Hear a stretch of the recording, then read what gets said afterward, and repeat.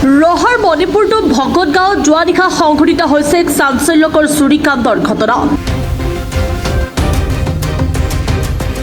ঘৰত মতা মানুহ নথকাৰ সুযোগ লৈ আমিনা বেগম নামৰ মহিলাগৰাকীৰ ঘৰত চোৰে চলাইছে লুটপাট। দুটি কন্যা সন্তানৰ মাতৃ আমিনা বেগমে জানিব দিয়া মতে নিশা প্ৰায় 2:30 বজাত দুটা চোৰে আমিনাৰ ঘৰত প্ৰৱেশ কৰে আৰু আমিনাক মুখত খোপা দি প্ৰহাৰ কৰি অচেতন কৰে আৰু লুটপাট চলায়। আমিনাৰ চেতনা ঘূৰি অহাতে চুৰিকাণ্ডৰ কথা পোহৰলৈ আহে আৰু চোৰে ইতিমধ্যে আমিনাৰ নগদ 20,000 টকা সহ প্ৰায় লক্ষাধিক টকাৰ সোণ ৰূপৰ গহনা চুৰি কৰি নিয়ে। উল্লেখযোগ্য যে আমিনাৰ স্বামী কৰ্মসূত্ৰে ৰাজ্যৰ বাহিৰত থাকে আৰু এই চুৰিকাণ্ডৰ সম্পৰ্কত আমিনাই শেহতীয়াকৈ ৰহা থানাত এজাহাৰ দাখিল কৰিছে। মোৰ নাম মিছ আমিনা বেগম। মোৰ ঘৰ মণিপুৰটোৰ ভকত গাঁৱত।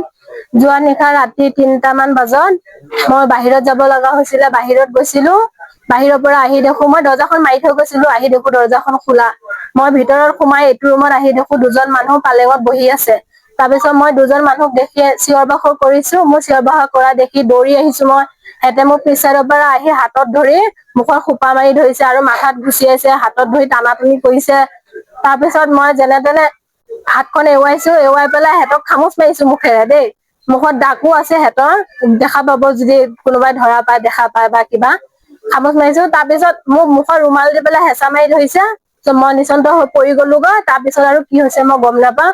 ৰাতিপুৱা সময়ত দেখো বৰমা আৰু মোৰ শাহু মায়ে আহি মোক মাতি আছে, মাতি উঠাইছে। মই উঠি দেখো মোৰ ছোৱালী দুজনী ক'ত মই সুধিছো, ছোৱালী দুজনী ওচৰতে পাইছো আৰু মোৰ ঘৰৰ বস্তু চাৰা লেটি পেটি হৈ আছে। গডৰেজৰ ভিতৰত একো নাই, লক চক চাৰা ভাঙি পেলাইছে। গহিনা আছিলে মোৰ 5 লাখ 5.5 লাখ টকাৰ মানৰ চাৰা গহিনা লৈ গুচি গ'লগৈ। আৰু মই এইটো ঘৰত অকলেই থাকো, ছোৱালী দুজনী লৈ, মানুহজন বাহিৰত থাকে।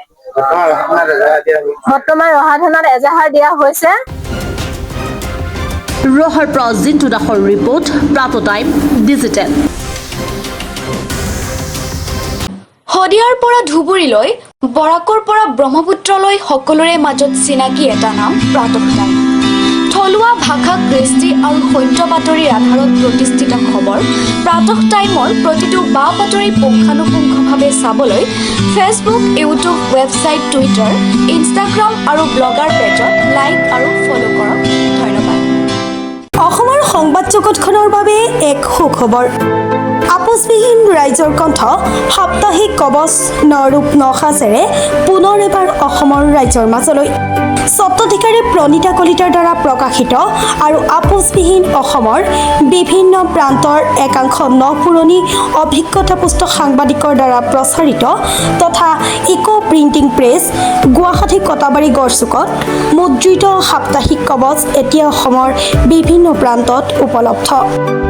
আমাৰ ঠিকনা মুখ্য কাৰ্যালয় অসম ফৰেষ্ট স্কুল, হৰিমন্দিৰ পথ, গুৱাহাটী আৰু উপ কাৰ্যালয় কলিতা মাৰ্কেট, বিজয়নগৰ, কামৰূপ, অসম।